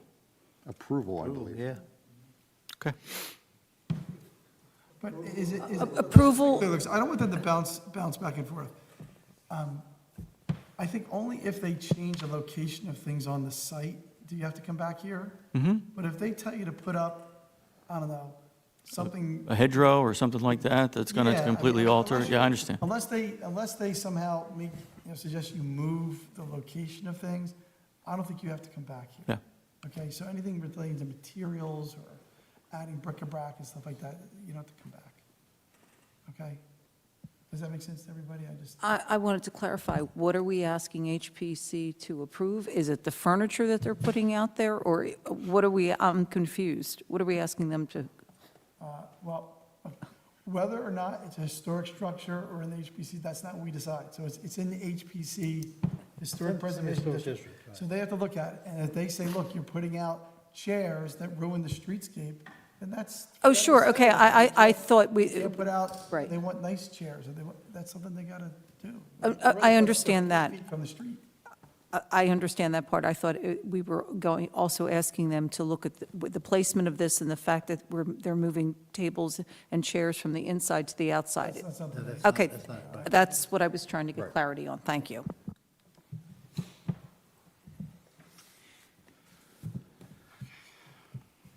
Got a couple more comments? Good. Rick? You done? Just they're required to comply with the applicable affordable housing requirements. And finally, should the board grant approval, they're required to revise the plans and submit the requisite number of sets to the board engineer for approval. Can I just, I really want to spare this applicant going back and forth on this concern. Can we just, would anybody mind if we just say HPC is approval, HPC approval is required for the limited purpose of materials? Yes. The furniture is what they've typically been reviewing. I understand, but if they come back and say, we don't want outdoor seating in the front setback, because it ruins the streetscape, then why are we here? Right. I'm trying to figure We're out. approving that here tonight, if Okay, the board so so does that. HPC approval is required for materials, but nothing that we've already approved. Right. Now, if the board were to say, this patio is too close to the street, we want a buffer, I think that's the board's jurisdiction and not the HPC. Yes, okay, So it should be going to the The board can HPC. set this condition. right. I'd like the condition that Mr. King has recommended. So it really should be going to the HPC. I mean, they could come back and say, it's, it's not applicable, they don't need to do anything. So it's just if it's applicable, We're just talking about the materials they're using for the seating. They can't take away the seating that. Okay. granted tonight. And just to put a finer point on it, not the pavers, I assume. They won't have any jurisdiction over that. It's just the furniture. My experience, they're going to want to see the pavers. I'm just going to tell you, I'm the backup HPC secretary, and they're going to want to see the pavers. Yeah, I mean, I think pavers are HPC. It's a material, I mean. They typically review the materials. So what it says is HPC approval is required for approval of materials only and not the location or amount of the seating. Okay? Okay, all right. Okay. We'll work it out. But remember, too, the materials, having been on HPC for years, they're not necessarily for a historic property. The materials do differ by the property. I just say that to you, Not going to ask for, necessarily brick or something for when there's no other brick on the property. Mhm. I think we're amenable to the condition as you've confirmed it. Okay, anybody else have any questions? Anybody care to make a motion? I'll make a motion. The motion Second. I mean. I'll second. Can we open? Wait. Let Can I just lay out the Sure. motion, because sometimes if we just say, we'll make a motion, we don't know what we're approving, and then I get the appellate division. Can we just open to the Motion public? we're Just, recommending the motion I recommend, we have to open to the public, oh, that would be good. even if no Sorry, one's here. Anybody, public care to comment? Nope, public portion's closed. Thank you. No, that's good, thank you, Craig. The motion I recommend being made, but how you vote is up to you, is a motion to grant site plan, preliminary and final approval. Oh, wait a second. I wrote it Waiver. Wrong. Sorry. It's the Yeah, other, it's a- I buried my other ADIS thing. this is what I want, thanks. A motion to approve site plan preliminary and final with the waiver of requirements outlined by the board engineer, as well as the hardship and substantial benefit variances outlined on page 5 of 7 of the engineer's report, subject to the conditions outlined in the engineer's report, as well as those discussed at the meeting, including but not limited to HPC approval is required for approval of materials only and not the location or amount of the seating. And also, the applicant will work with Craig to replace the beach grass. And I think that's the motion I recommend being made, but how you vote is up to you. I'll make the motion. Maureen made the motion. Second. Vicky seconded. Motion by Deputy Mayor McDade, seconded by Mr. Lundholm. Mr. Gorgon? Yes. Mayor Mullick? Yes. Deputy Mayor McDade? Yes. Mrs. Reed? Yes. Mr. Lundholm? Yes. Mr. Riggs? Yes. Mr. Paducis? Yes, with a comment. I want to thank Lemaire for coming here tonight and proposing this, because I know that there's a few hotels in this area that haven't done this and that do have outdoor furniture and have done things that I know the HPC, this Board of Zoning, or whatever have never approved. So I commend you for coming here tonight. So my vote is yes. Mr. Bezier? Yes. Thank Thank- you. Okay, while we're sitting here, Thank you very much. second application is for the deed restrictions recommended by the Historic Preservation Commission. I guess you want to explain? Yes. So, good evening again, just for the record, Keith Davis on behalf of the applicant, same professionals, all have been sworn in. This is more discussion about Historic Preservation Commission issues. Let me give you a recitation of what happened and why we've made this request for clarification from the board, and we're reserving all of our rights to the prior approval. I have to say that as a lawyer. We came in 2023 for preliminary final major site plan approval, which this board granted for a event space, new building, and 51 new hotel rooms to replace existing. 2024. I'm sorry, last year, 2024. We went to Historic Preservation Commission. We received conceptual approval. I think, and Mr. McLeese can clarify, 3-4 informal meetings with HPC on the overall plan of development with a specific discussion about the landscaping that was to be provided. And we had 2, maybe 3 full hearings before the HPC on this project. So it was thoroughly vetted by HPC before we came to the board for site plan approval. Once we got to the last hearing, everybody was essentially in agreement as to what we were doing. The only point of contention was the HPC insisted on the execution and recording of a deed restriction to obligate Addis, applicant, to maintain the landscaping in the buffer area in perpetuity. Even though it was on the landscape plan, even though we subsequently came to this board and received approval, and that landscape plan is part of the site plan approval, they, in addition to that, asked for a deed restriction. I, on behalf of the applicant, objected to it.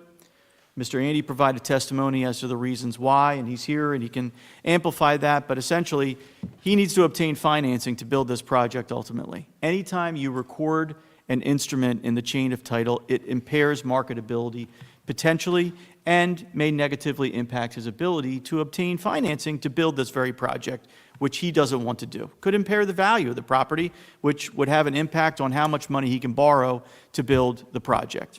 Put that argument before HPC, and they nevertheless incorporated it into their conceptual approval. And I know, Craig, you asked me to bring copies. I do have copies with me if any board members want them. And it included that deed restriction language. So that was presented to the board. It was part of the record established before the site plan approval. We went through the site plan review process. We had Melillo and Bauer was our landscape architect, or one of the noted landscape architects in New Jersey, presented what we think was a very lush, ample landscape buffer that the board ultimately approved.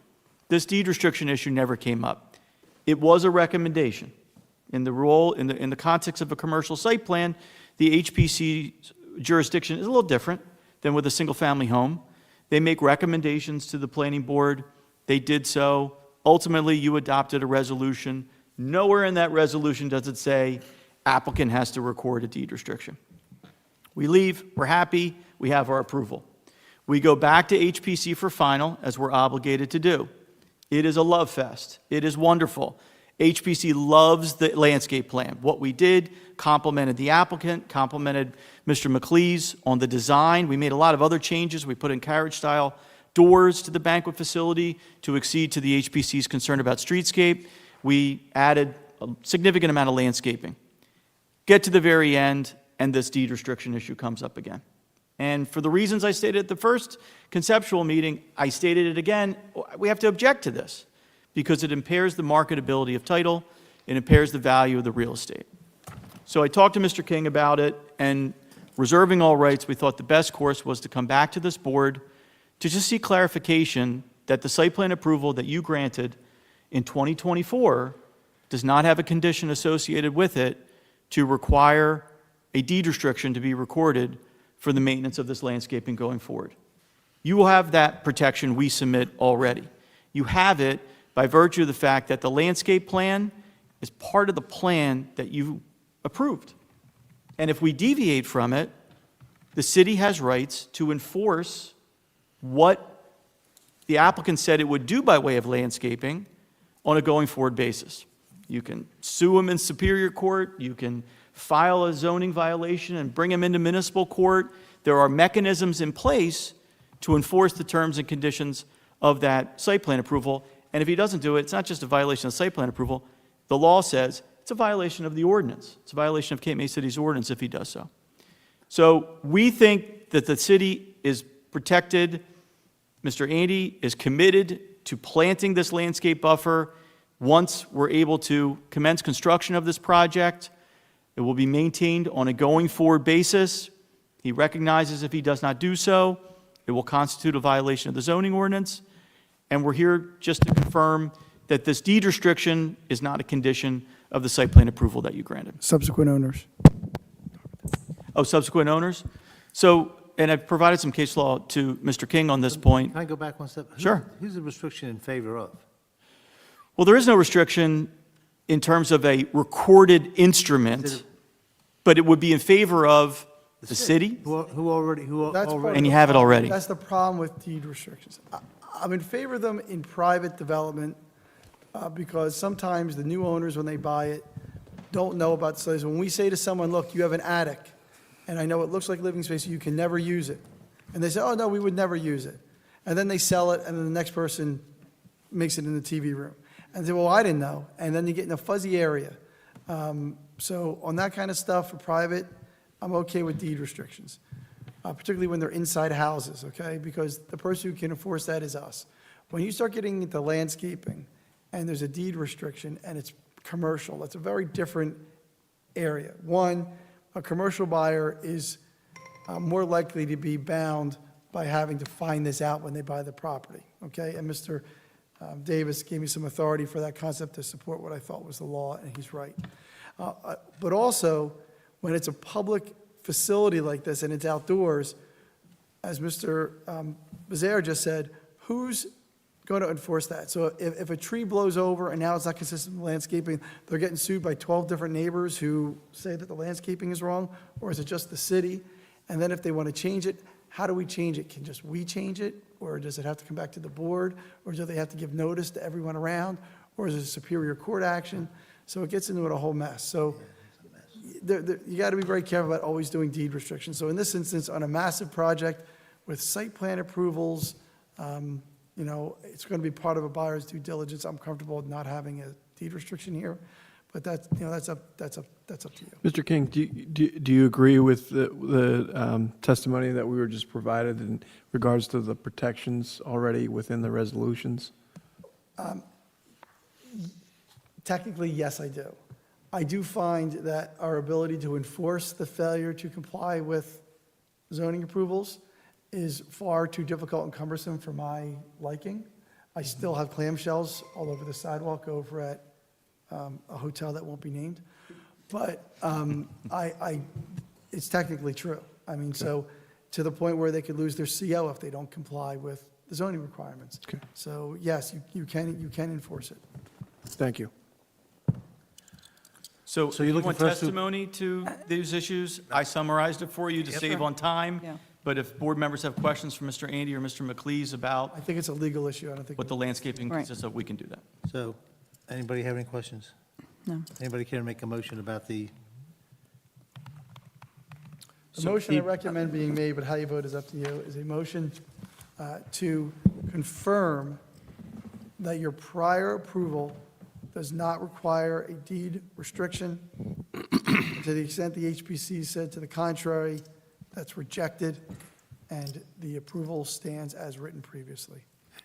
That's the motion I recommend being made. I will make that motion. I'll second. Who was second? Okay, motion by Deputy Mayor McDade. Mr. Gorgon claims second. Mr. Gorgon? Yes.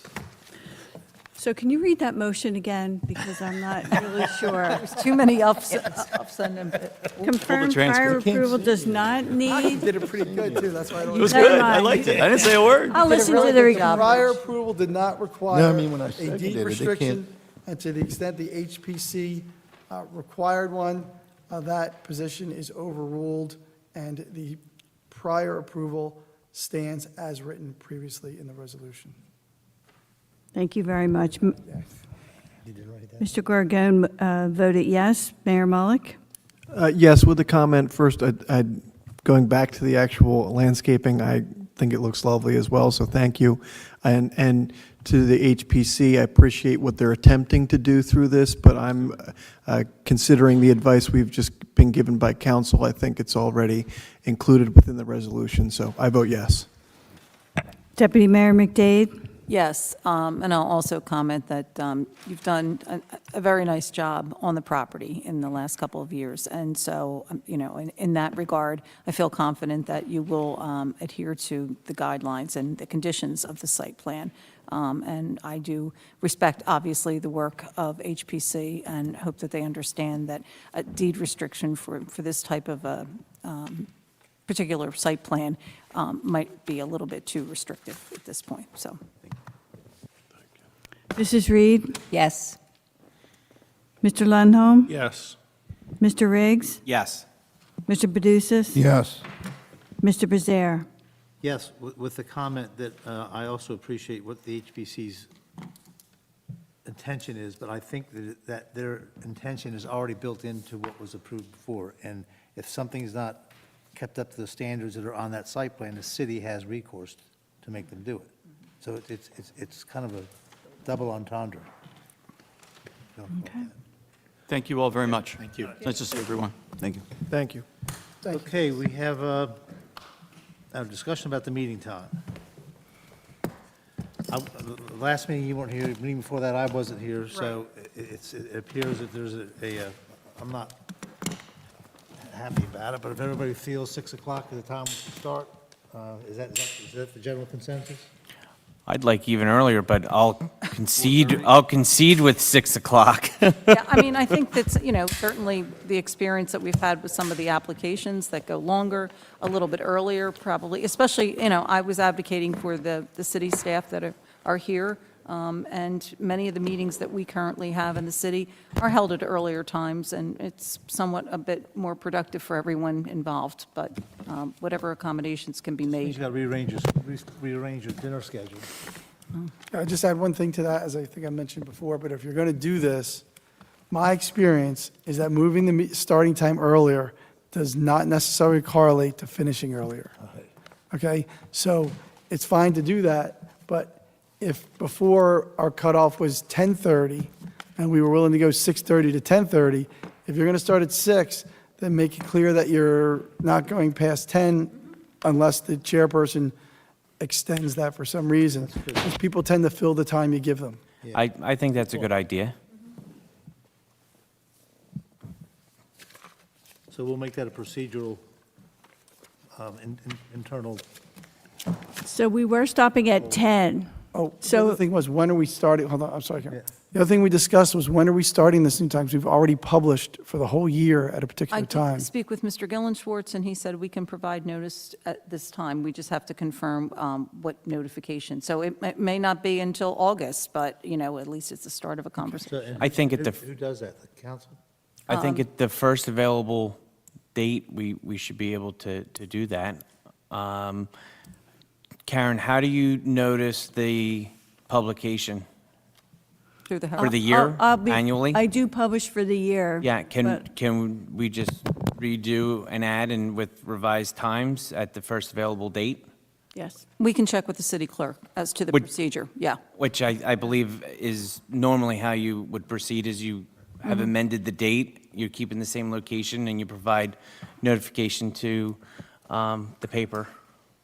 And please make sure that our application that we give out has the new time in it, because everyone will publish the wrong information, because attorneys' offices, their staff works by habit, and they all think it's 6:30, and they will all mess it up. Yes, My understood. partner might. It's happened before. Yes. The next meeting is going to be a big one, right? So we can't change, So we we should wait can't, till after that, right? Probably. yeah, we will not We be won't make that changing. notice. We can't change for the June 10th meeting. It's already, No. it's too late for that. I think Karen has to check on when we could get it into the paper. Right. Would have to maybe then communicate that to the chairman, who can, update us at the next board meeting. Is that sufficient on when we can implement this? Sure. Okay, I guess we don't need to vote on that. So we're cha- It's a oh, procedural change we're adopting now, We're changing the meeting time to 6 PM. but not till probably July. Okay. At the earliest. Oh, you, yes. Okay, everyone's in favor? Yes. Any objection? Okay. And now we're changing the cutoff time, essentially moving Well, that that's- up a that's- half That's sort hour. of an internal control. It's not- Right. it's not- And that's set by you, Mr. Chairman. So, yeah. Okay, last motion? Make a motion to adjourn. All in favor? Aye. Thank you, everyone. Good night.